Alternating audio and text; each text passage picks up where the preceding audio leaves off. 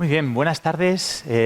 Muchísimas gracias a todos por acudir a este primer acto presencial del programa cultural de la exposición El Muro de Berlín, un mundo dividido. Soy Luis Ferreiro, director de Musealia, la compañía que conjuntamente con la Fundación Muro de Berlín ha creado la exposición, y lo primero que quiero hacer también es agradecer la presencia de todos ustedes y agradecer especialmente a la Fundación Canal no solo el hecho de alojar la exposición a menos de 100 metros de donde nos encontramos, sino también de alojar en este magnífico recinto el programa cultural que inauguramos, como no podía ser de otra manera, con la presencia del director de la Fundación Muro de Berlín.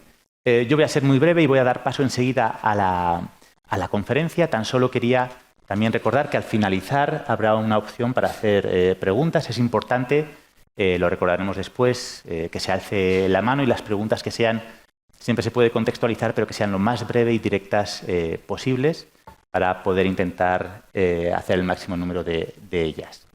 El profesor Dr. Axel Klausmeier es el director de la Fundación Muro de Berlín. Desde el año 2009 tiene un largo recorrido profesional y académico. No me voy a detallar en él, pero sí que quería explicar brevemente que en muchas ocasiones los proyectos son posibles no solo por la visión de compañías que quieran crear exposiciones, sino por la decisión que toman los responsables culturales. En este sentido, nosotros desde Musealia nos acercamos a la Fundación hace ya más de 4 años y les explicamos el proyecto que teníamos, la visión de cómo queríamos realizar una exposición sobre el Muro de Berlín. Y desde la primera reunión con el director notamos su predisposición a embarcarse en la aventura y apostar por realizar la muestra. La exposición es, como siempre, como todos los proyectos, fruto de un gran equipo que ha trabajado durante mucho tiempo, pero sin el liderazgo, sin la visión de alguien como el profesor Dr. Axel Klausmeier, sin duda alguna no sería posible. Esa valentía es la que finalmente hoy, pues, aparte de tener la exposición, como decía, a escasos metros, pues nos permite tener el programa cultural. Y además también en un recinto que es un poco significativo porque no sé qué es oeste y este, pero nos encontramos, digamos, divididos y la Fundación al final lo que hace es esa labor de unión, de velar por el legado histórico del muro, de la memoria de las víctimas, y a través de muchas actividades, entre ellas la exposición, poder transmitir al gran público el mensaje del Muro de Berlín. Sin más, doy pie al profesor Dr. Axel Klausmeier y al finalizar haremos la ronda de preguntas. Thank you so very much, and the stage is all yours. Thank you.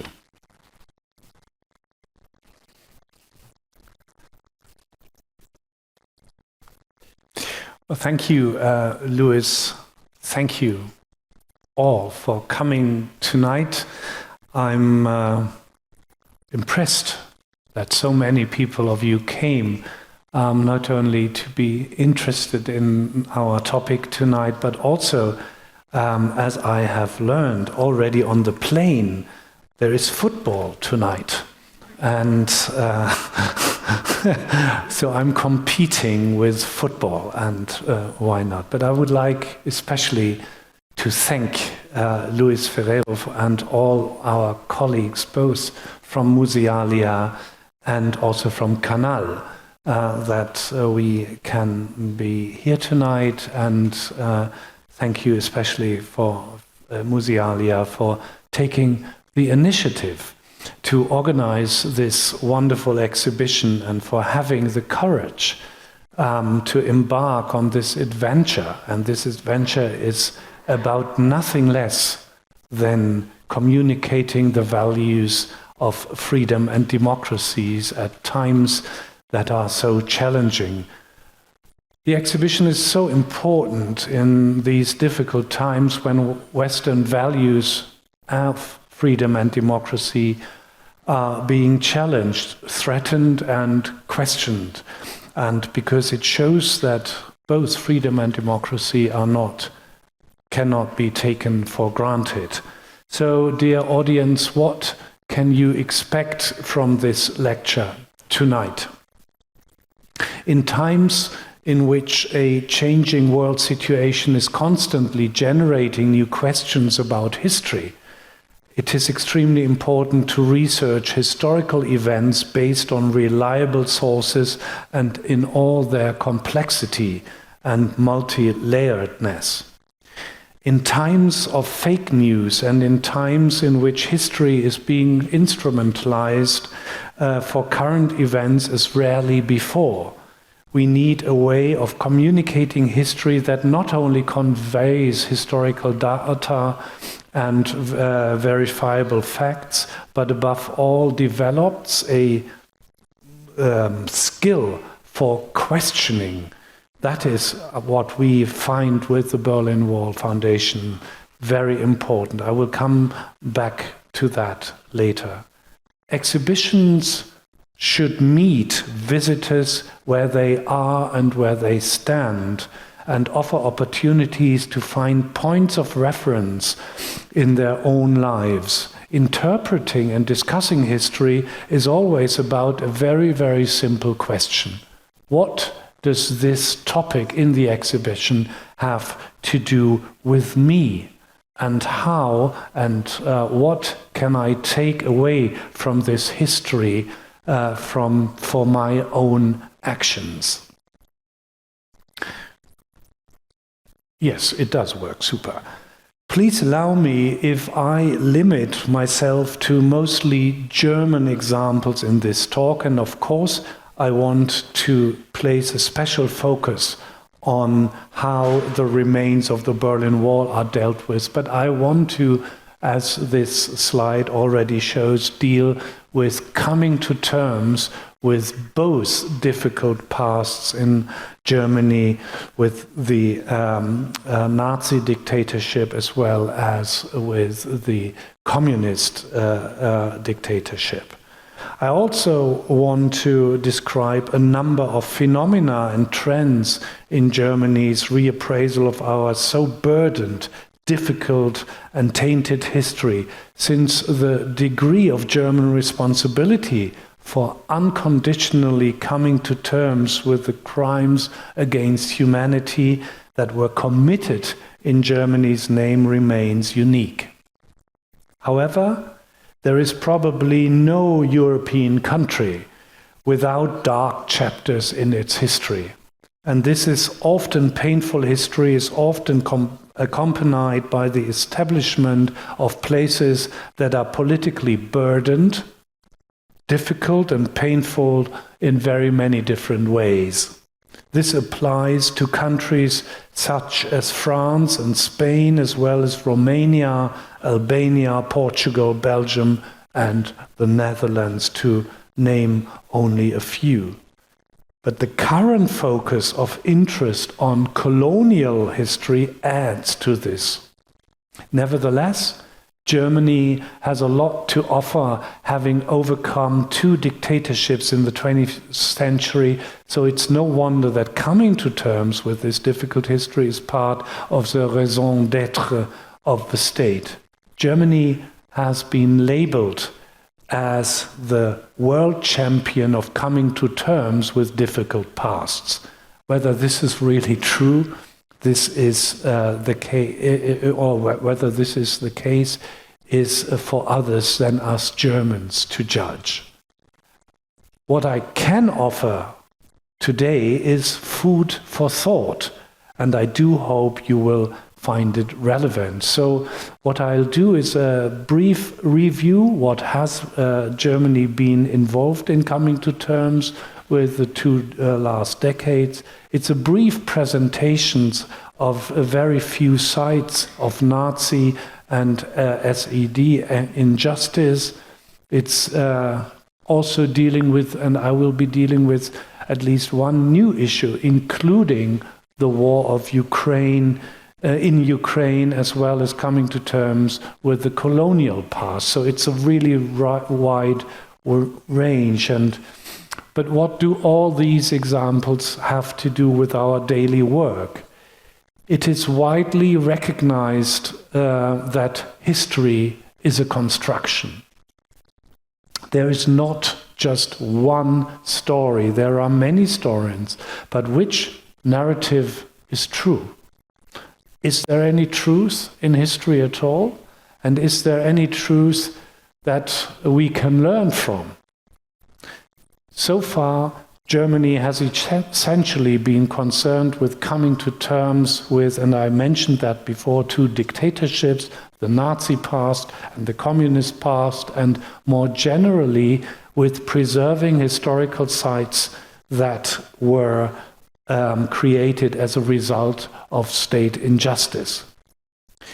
The first general memorial concept that Germany has was created in 1999 and has since been revised and expanded several times. The main aims here is to preserve these sites that are nationally significant and in terms of both national socialist past as well as communist past. This will be also in the focus, and I will soon show you a few slides on that. But dealing with these difficult sites, and that has to be kept in mind, is that we do all this remembrance work against the backdrop of a changing society. Germany's society is changing rapidly. And in Berlin, for example, sort of my hometown, more than 63% of the current population in Berlin has not lived with the wall in Berlin. 63%. That means that people like me, I was brought up in the West. I lived with the wall, but not in Berlin. Others lived with the wall, but not in Berlin. And so only 6 or more than 63% have not lived with the wall. Either they have not lived in Berlin or in other parts of the world, wherever. As a result, new didactic concepts need to be constantly developed, and programs for migrants and migrant perspectives need to be taken into account as well. Because society is changing rapidly, and one could easily say, this is not their history. Whose history is it? So, new concepts are used, and the growing temporal distance to both national socialism and also to the communist dictatorship also are increasing factors of this developing and changing society. And at the same time, unfortunately, also in Germany, there is a renewed rise in xenophobia in the society, including anti-Semitic attitudes, and all these various aspects must be taken into account and into our educational concepts. Furthermore, the so-called megatopics such as diversity, digitality, and inclusion are omnipresent.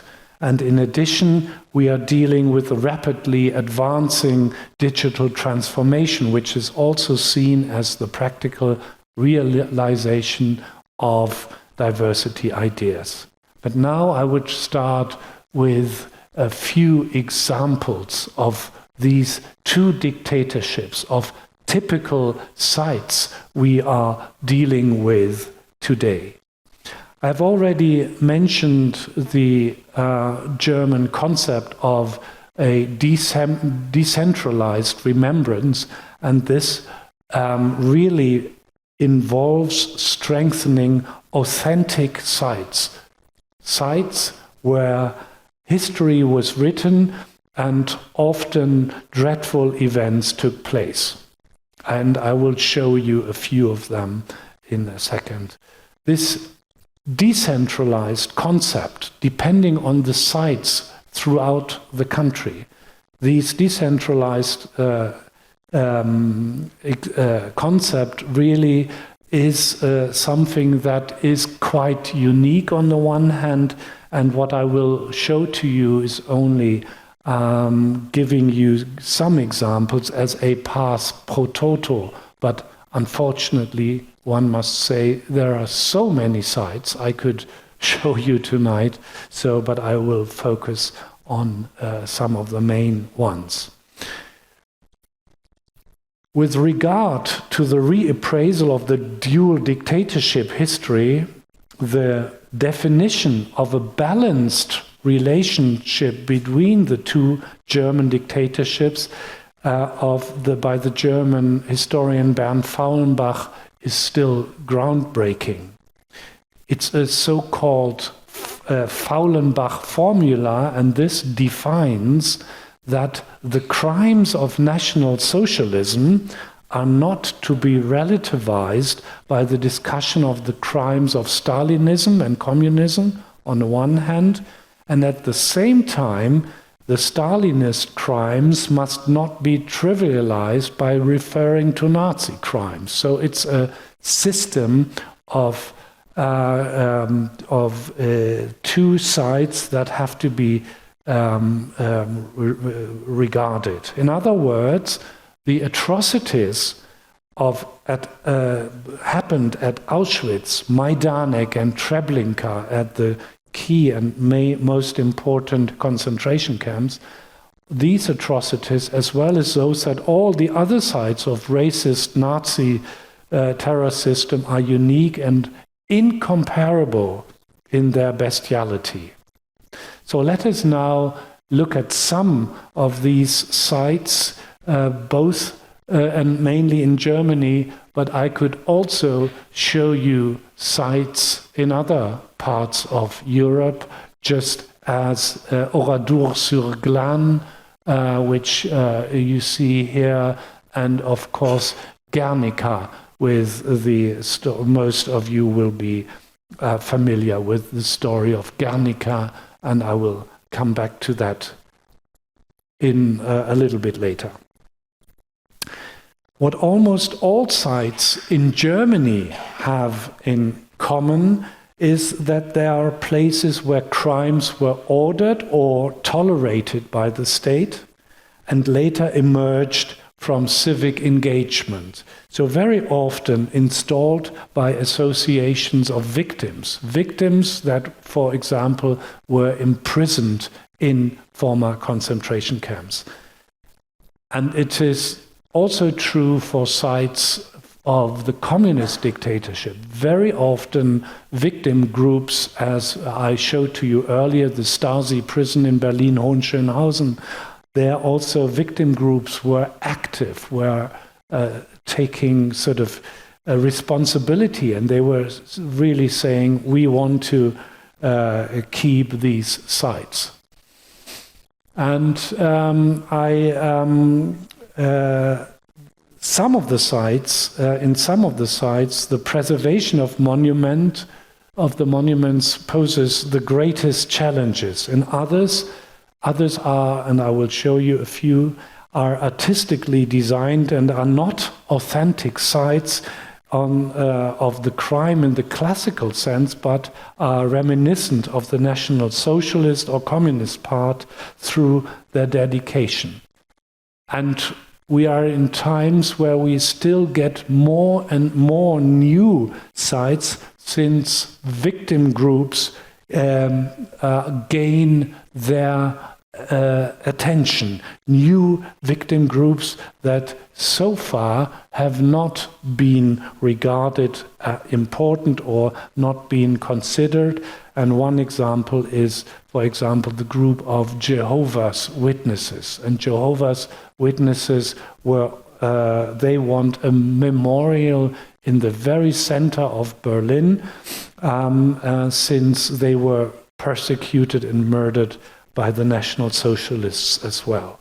So new groups are constantly forcing their way into the public eye. A few examples here. You see the Buchenwald concentration camp on the left-hand side, or is it, I must check, is it the right-hand side? Yeah, no, it's the left-hand side. It's perfect, yeah, wonderful.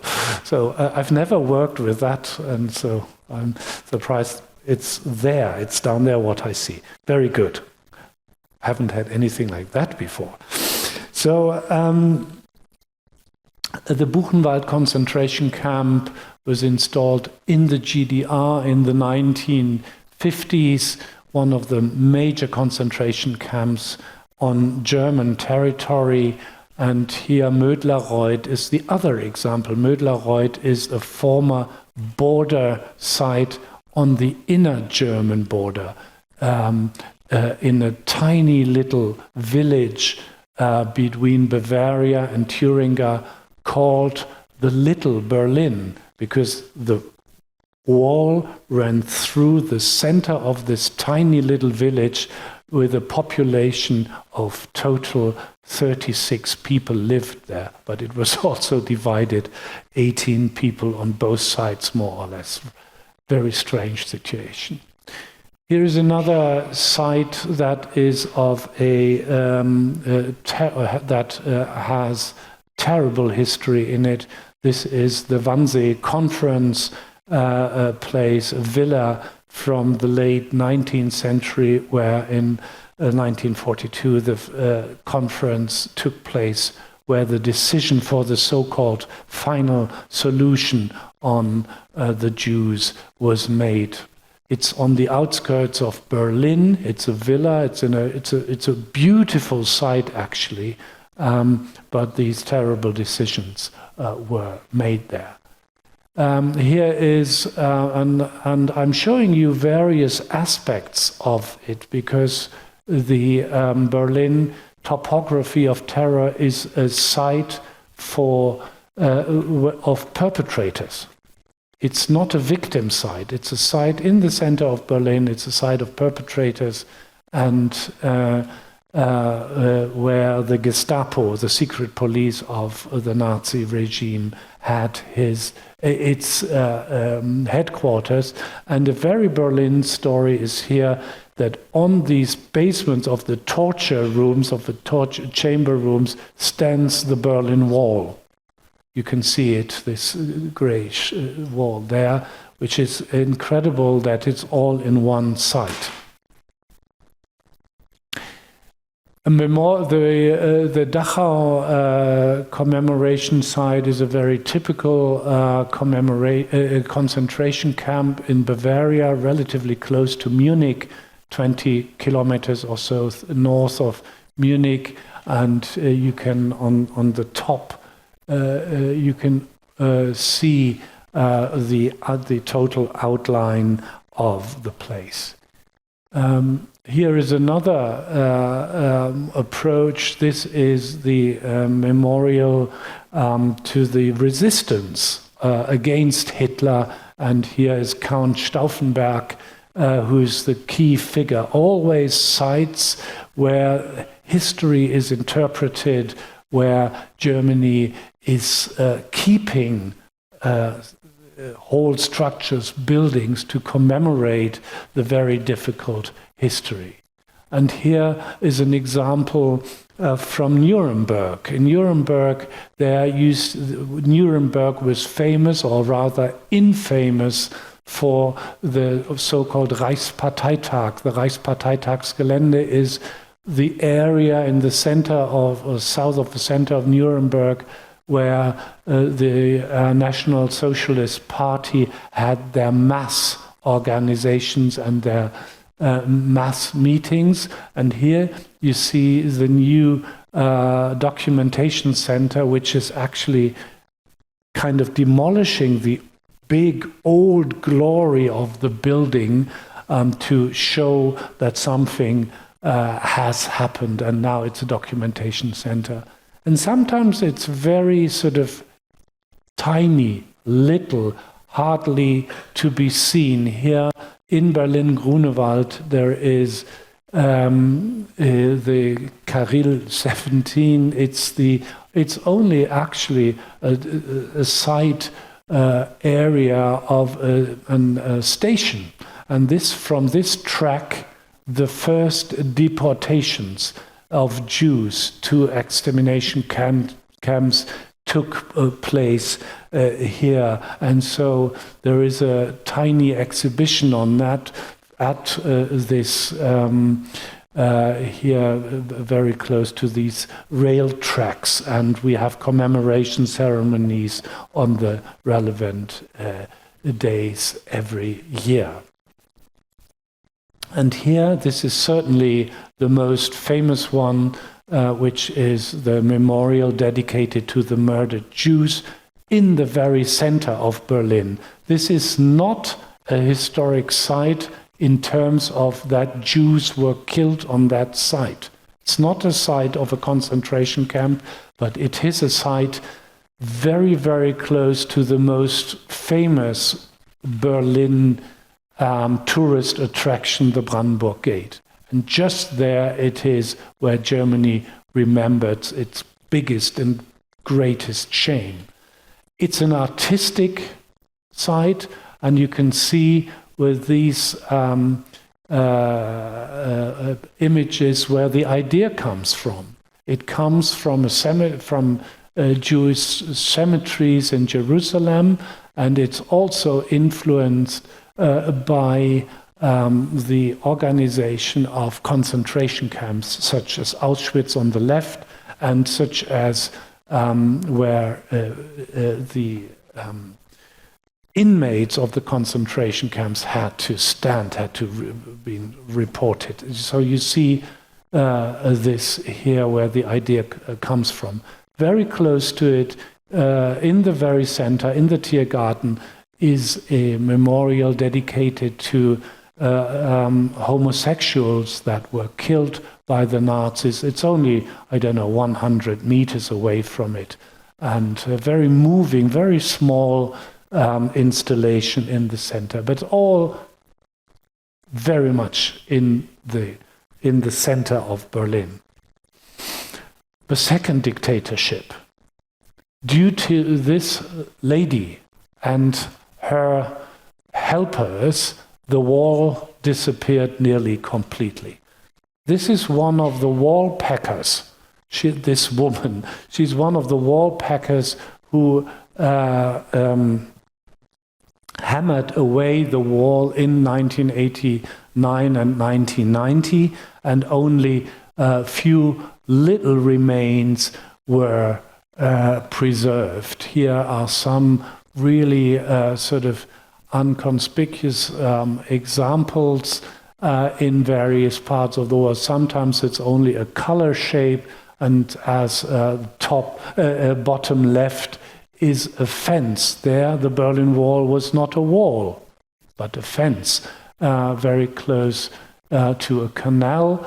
And so you see little bits and pieces remaining. But of course, we have also, and this is an installation that, or just an ordinary house and an artist's interpretation, and the artist is sort of saying here, this house stood in a different country formerly. So referring to the reunification process, this is in East Berlin. Now this is still East Berlin, but it's a reunified Berlin, and it's a reunified Germany. So it's a different country now in which the house stands. Very cleverly done, and of course also referring to that human the will and power makes things like this possible.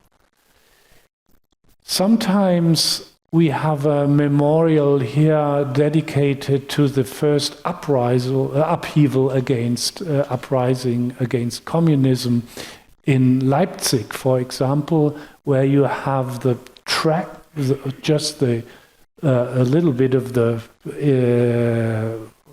tracks of the tank that mowed down the demonstrations in Leipzig. That is hardly to be detected or seen, and but it's in the very center of Leipzig. And but here, for example, it's another different site. It's the Stasi headquarters in East Berlin, a huge area of buildings where thousands and thousands of members of the Stasi secret police worked. How can you deal with such a site? How can you protect it, conserve it? What are options now? As you can see, parts of it are being conserved. For example, Erich Mielke's, the head of the Stasi's office, it looks as if Mielke had just left, and there is a big exhibition on that, but it's a major challenge how to preserve these huge structures and how to find new uses, because you can't protect everything. Other than the former prison in Bautzen, where most of those who tried to escape, members of the political opposition, were imprisoned. So this is only one of many. Or you have the former border crossing points, the checkpoints, as here in Marienborn, which is one of these huge checkpoints on the inner German border, as well as a watchtower and museum arrangement in Teistung on the inner German border. And here we come to Berlin. This is one of the sites our institution is responsible for, the last strip of the wall in the center of Berlin, where you have the entire width of the former death strip. Here, one of the sites belonging to our institution is a former refugee home where at least 1.3 million refugees from the East had their first introduction in the West, where they got their papers and so forth.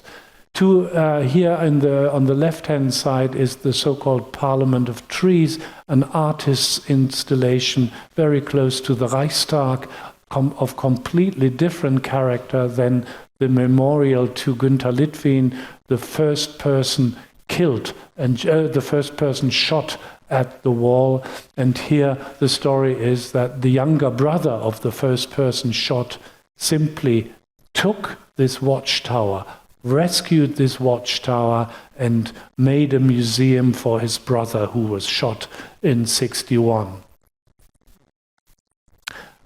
Now we come to East Side Gallery, which is the longest remaining strip of the wall in Berlin. It's approximately 1.3 kilometers long, and here the story is that 118 artists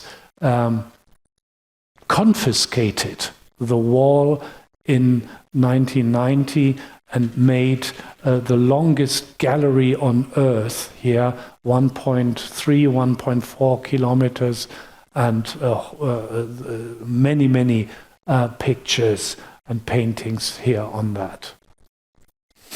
What I'm showing you here is the bridge to my next topic. What we can say here, and that's true for the Berlin Wall as well, wherever you find wall, longer strips of wall in the center of Berlin, it was rescued by civic commitment, by ordinary people.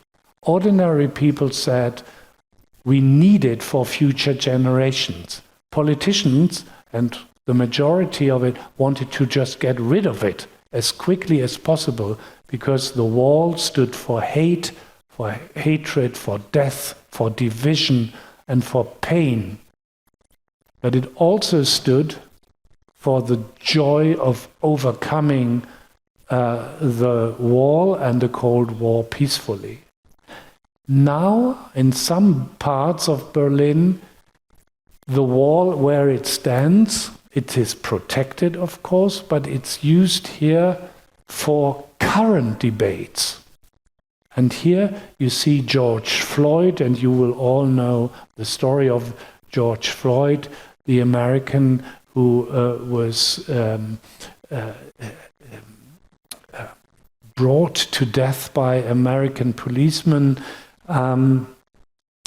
This whole George Floyd story was sort of a big discussion in Germany. It was a big discussion about racism, and racism has a lot to do, to be very, very general, with colonialism. And colonialism is a big, big topic today in our country.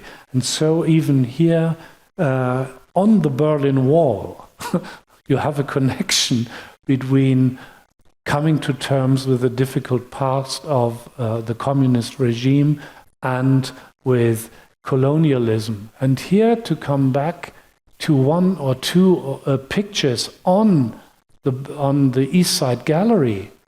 This is a picture first painted in 1990, when the East Side Gallery was painted, as I described, and all of a sudden, this image becomes very famous. It was not very well being discussed over the years, but with George Floyd, with the whole story of black awareness, this painting all of a sudden became intensely discussed. How is God? And the surprising answer is, she's black. So, all of a sudden people felt that this is something to connect with. And about the discussion, and this is what we are talking about, we are always bringing new topics to existing structures. This is what we see here. This image, this picture from 1990, has been very much debated about recently, because what we learn here is, and we are confronted with the accusation, this is racism. So we are discussing this in public now. We had two pressure groups that wanted to paint it over. They wanted to get rid of the painting because they said this is racism. Racism here is, there is this Asian character and the black person, and these are stereotypes. We have to get rid of it. But I said, sort of being the director, first of all, it's a listed monument. This is A. And B is, how can we deal with it if we sort of paint it over? This painting is gone. It's lost. If we discuss it, we are sort of talking about various attitudes. And English Heritage, the big English Conservation Authority, talks about, and in these, retain and explain. Keep it and explain it. Talk about it. Discuss it. And only by discussing it, we can learn from it. We get new ideas of certain approaches.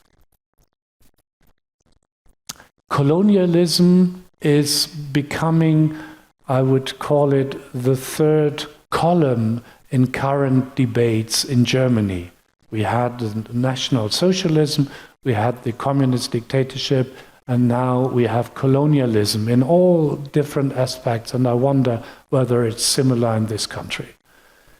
In Germany, we are discussing very much the genocide of the Herero and Nama, the upheaval of the Herero and Nama against German colonial rule in 1904, and this is being discussed in various exhibitions, and especially in the new reconstruction of the former royal palace in Berlin. What you see on the left-hand side, this what looks old is brand new. This building opened 3 years ago or so, and it is the shape of the old Prussian and German Kaisers and kingdom and Kaisers, and then the building was demolished during the war. It was completely erased in the 50s and now reconstructed to be a museum, the so-called Humboldt Forum, to bring the world into this, back to Berlin, and to also work and have exhibitions on difficult topics. But other groups say, no Humboldt Forum, we don't want that. We don't want that. Very often people talk about this stupid palace, and they don't want it. And this is all about the debate and the question of dealing with colonialism and the decolonization of this past. And we have that in very many different fields. Street names, for example. Here there has been a long debate about the Mohrenstraße. Mohrenstraße is a term, the Moor is the Moor, is a term that is pejorative against the black on the one hand. On the other hand, it is a very old German term that actually has also positive values about black people. And you can see the debates about the George Floyd Street. Very current debates. Or other names were suggested for victims of colonialism. You have debates on, for example, here on the right-hand side, you see the famous quarter in North Berlin by the very, very famous modern architect Mies van der Rohe. And Mies van der Rohe designed in the 1920s this modern housing estate, world-famous architecture, but unfortunately called the African Quarter. Now we have debates about renaming this quarter, renaming this architectural icon and milestone of architectural development. We have, as you can see on the left-hand side, of course, interpretation devices on where does the name come from, and the same comes goes in exhibitions. I could show you many examples of using difficult colonial terms in exhibitions. How are we dealing with them? And here, for example, you have either, for example, in the N word, in the second line here is the N art, so they are using just dots, or they are turning words that upside down, to not use the racist, to not use colonial phrases. These are different approaches of trying to deal with it appropriately without harming people. Yeah, and here is this is another example. Here is a sort of a tiny little curtain above the original text, so that certain words are not used. So these are just approaches. There is not a perfect, just one truth or one solution. These are current debates. The same goes with national icons, sacred German figures like Richard Wagner or even Martin Luther. They are famous for their artistic or their work. But here, another example in Leipzig, funnily in front of the Stasi headquarters in Leipzig, there is the young Richard Wagner against a black shadow.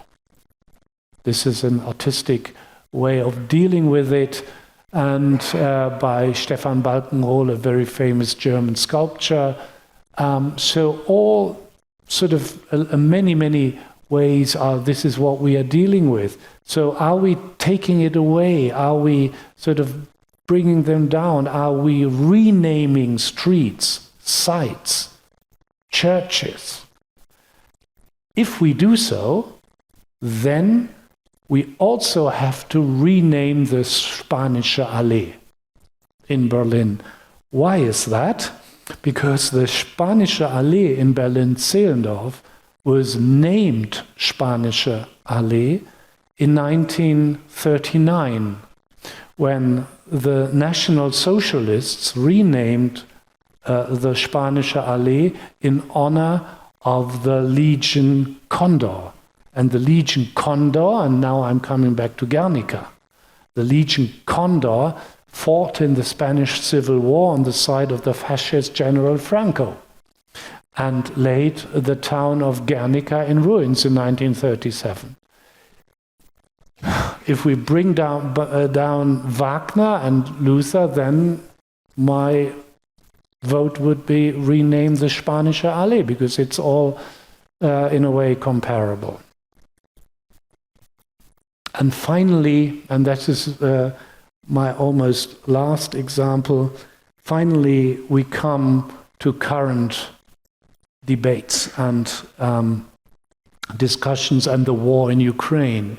What I'm showing you here is the Berlin Karlshorst Museum, and this is the site where the Second World War ended. On May 8th, 1945, in this house on the left-hand side was the final treaty signed. The surrender, Germany surrendered in this very building. In 1967, this was in East Berlin. In 1967, the Soviet built a Russian museum or a Soviet museum on the complete surrender of Germany. And it had long then been, after the wall came down, had been renamed into German-Russian Museum. And on the 24th of February 22, so on the beginning of the war, the current director, a colleague of mine, sort of took down the Russian flag, and now there's a Ukrainian flag. And he renamed the museum again on this very day at 11 in the morning on the 24th of February. So how are we dealing with all this history in times where history is used, sometimes abused, sometimes instrumentalized for so many things? The war in Ukraine is, among many other aspects, also a war of and about the interpretive sovereignty in which historical dimensions are repeatedly used to legitimize interpretive claims. Putin uses the term fascist. Ukraine speaks of genocide and a war of extermination. Is this all, in German context, relativizing the Holocaust? Genocide, war of extermination, fascists?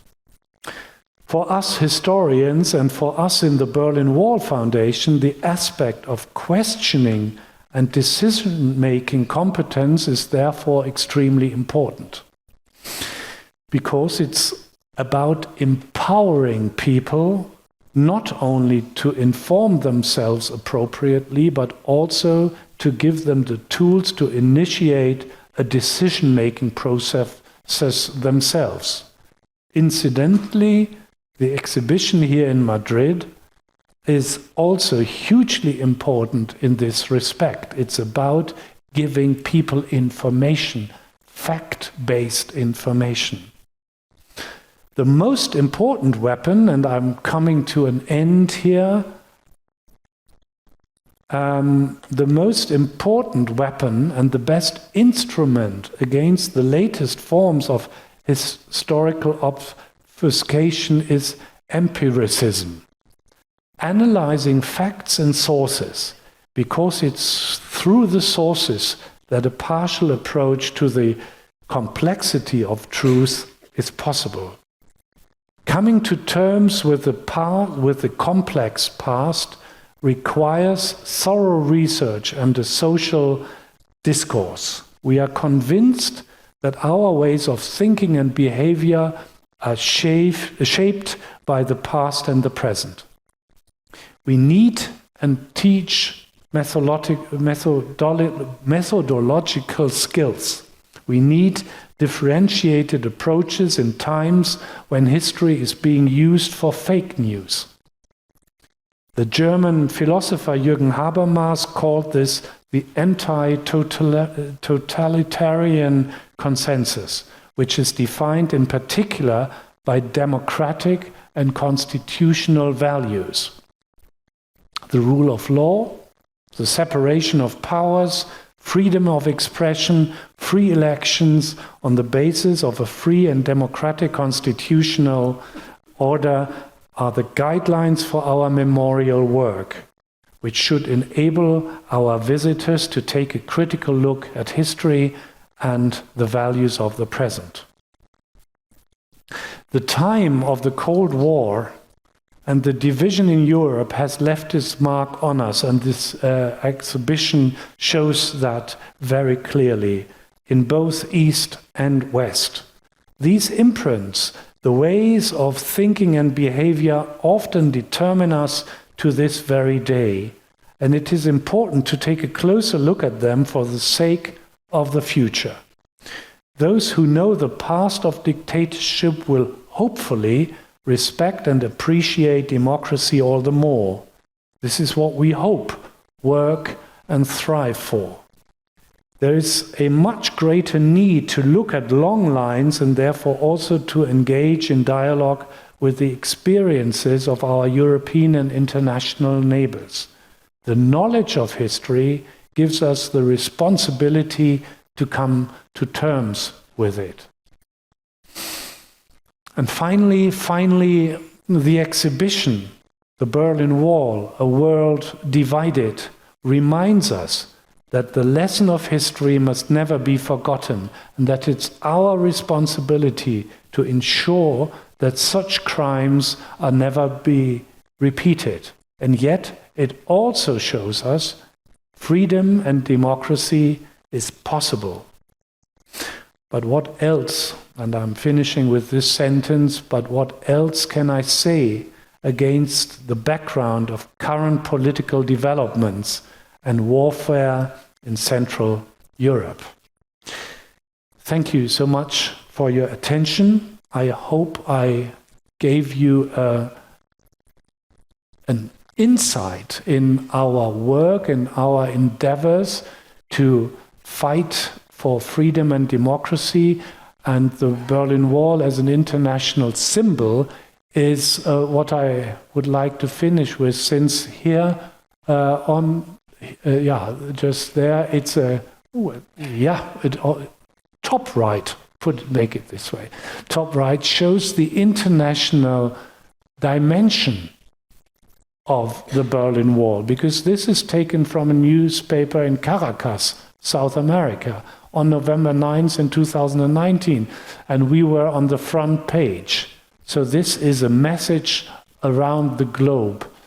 Democracy is possible, and we will not stop believing in that. Thank you very much.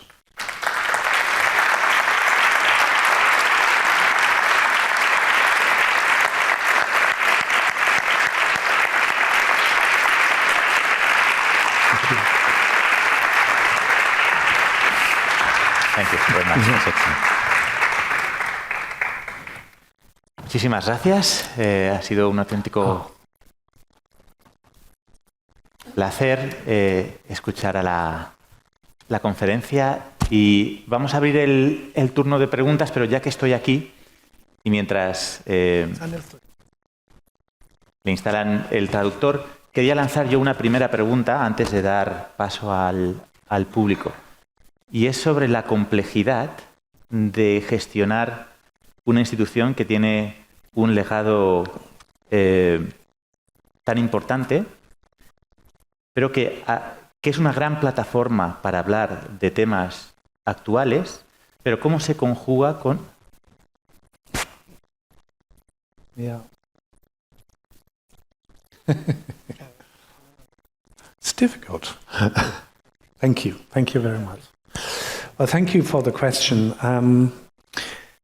We are an institution funded by both the Berlin Senate and the federal government, and the key task we have is not only maintaining the sites, but also interpret history. And what I think is most important, that we first listen. We have to, of course, we research the facts, we research the history. We have many different ways. Talking about the wall means always talking about at least two sides. You're either on this or on that side. And it all begins with terms of the Berlin Wall. The Berlin Wall is a very Western term. In East German political or party language, it was the anti-fascist protection rampart. It's a very complex thing. So we try to bring together these views, and we are always determined to teach our visitors about, as I said several times, the values of freedom. We try to teach them tools how to interpret history. A very democratic approach is that we give them, for example, quotes from two sides, quotes from a former communist leader and a Western interpretation. And then a discussion begins. And of course, we are always trying to support the values of freedom, but we know, of course, that not all of our visitors are convinced that democracy is the best, is not the best way of society. So we need the discussion. We need facts and fact-based discussions and challenging discussions. And therefore we invite people with various views, but of course our key aim is also to commemorate the victims. And by commemorate the victims, we always stand for the victims. This goes without saying. So, and sometimes victims or representative of victims, we work together with the representative, with the victim representatives, with organizations of the victims. Sometimes they have to go through serious discussions. For example, when you hear people saying, oh, communist wasn't that bad, the wall wasn't that bad, no, there was no shoot to kill order at the wall, things like that. And then we discuss facts and figures. And we try to have an open discussion, but in the end we stand with the victims, that's clear. But to run an institution is also very often a very political thing, as I've shown in my examples. We are really in the eye and the focus of current political debates in our country. And not only in Germany, but also in the world. And people come with certain expectations to our sites. And we do our best to involve as many different views, but also make clear where we stand. No sé si hay alguien en el público que desee hacer alguna pregunta. Pues comenzamos. Ahora viene un compañero, un segundito, que viene el compañero con el micrófono en un instante. Sí, yo le quería preguntar, ya nos ha indicado las formas en que están afrontando todas estas nuevas corrientes, algunas negacionistas, otras incluso que llegan a hacer apología, ¿no?, de las dictaduras, de los nazismos. Los están afrontando en el nivel del discurso, de la enseñanza, de los hechos y de las actitudes y de los mensajes. Pero quería ir también al nivel práctico. Todas estas... Un poquito más lejos, por favor. Todos estos memoriales, monumentos y demás están siendo especialmente protegidos ante estos nuevos movimientos, están siendo de alguna manera vandalizados, se protegen. Esa es mi pregunta. Gracias. Thank you. I think we have to distinguish between former Nazi concentration camps, because Nazi concentration camps in their own right have very often walls and gates around them and fences. It's different with the Berlin Wall. The Berlin Wall and the remains of the wall in the very center of Berlin are not protected and not guarded 24 hours a day, because I always say the wall has been guarded for 28 years. We are not guarding them at the moment. There is graffiti, but the graffiti stuff, for example, is an indication for an appropriation of the object. We cannot win the war against this graffiti movement in Berlin. This is what we know, but we check on the wall because we take down all racist tags, for example, all racist or sexist quotations and stuff like that.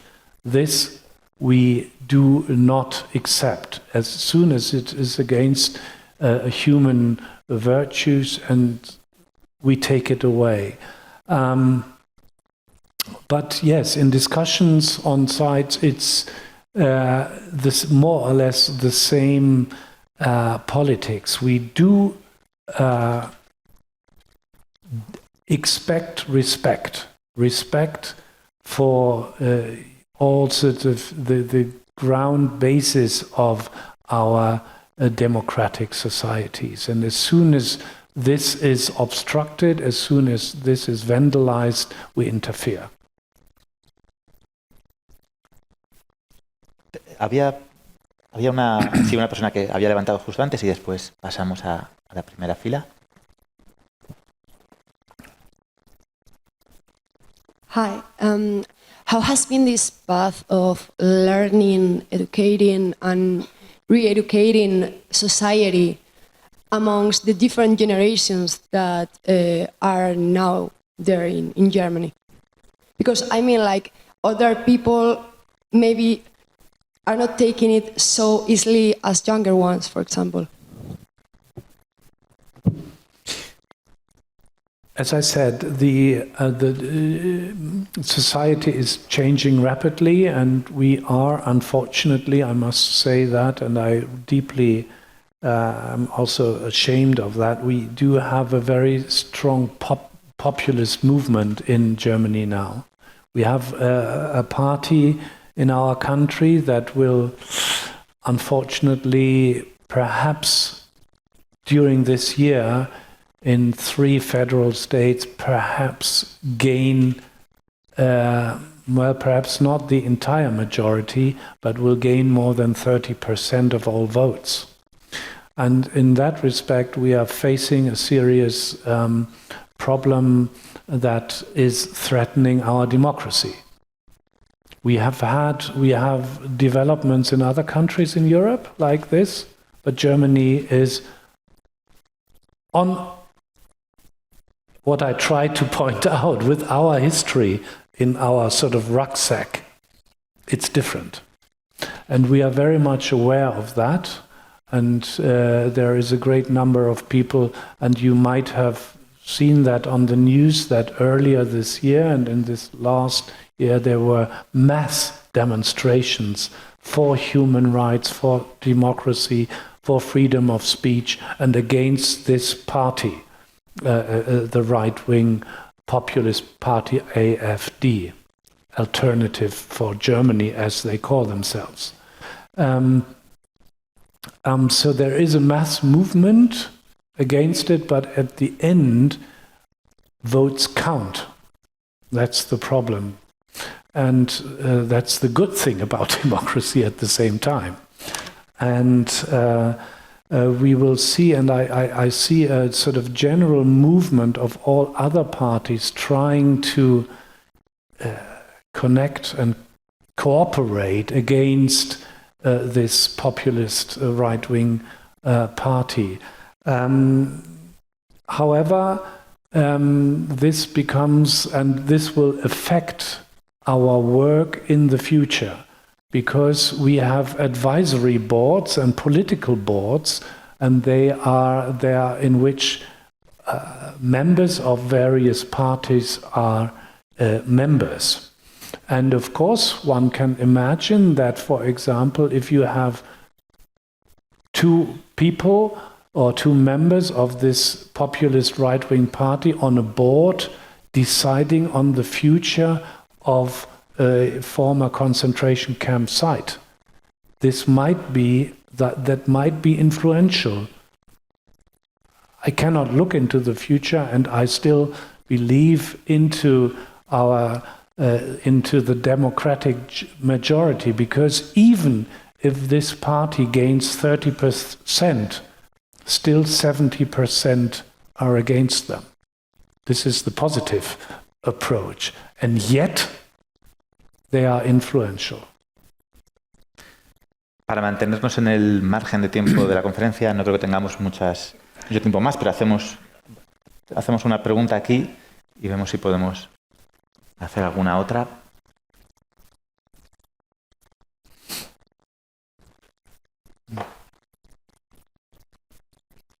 Vielen Dank, Herr Klausmeier. Hoy nos ha hablado del muro de Berlín como símbolo y nos ha hablado de una doble dictadura.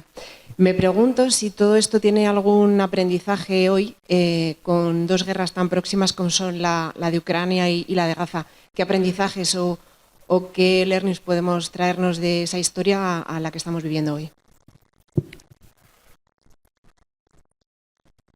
Thank you for this difficult question. Well, first of all, I think we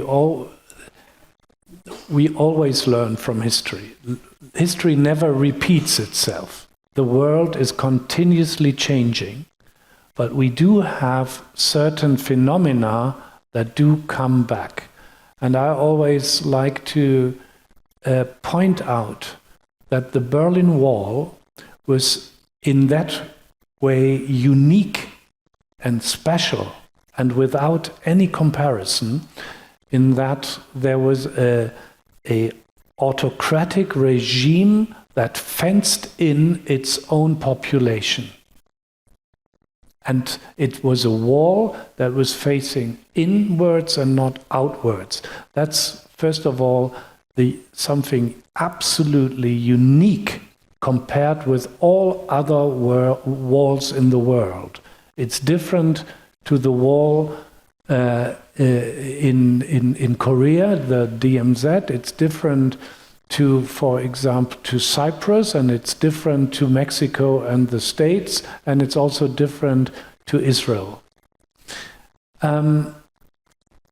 But what I find so important is to understand, and this is what this is one of the key things I just mentioned, but what I find is important that what the Berlin Wall also, the story of the wall also teaches us, that it was overcome peacefully. Peacefully because worldwide political circumstances were right. And in that respect, it's a symbol of hope. It's, of course, a symbol of fear and death and frustration and hatred on the one hand. But it's also a symbol of hope because in those days, in 89, 88, 89, international politicians trusted each other. They worked together. And that is the major difference to today. And this is what I fear most, that representatives of the former blocs do not talk to each other anymore. In 1989, there was a coalition in the West and the Soviet Union on the other side. Gorbachev, who came to power in 85, he was actually a strong communist. He was a very, very strong, he was the head of the communist bloc.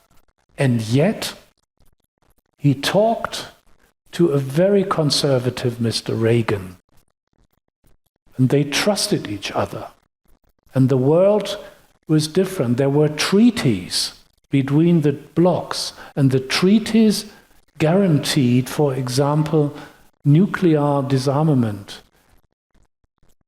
certain rights for people crossing the Iron Curtain, certain contracts between on both military-wise and economic-wise.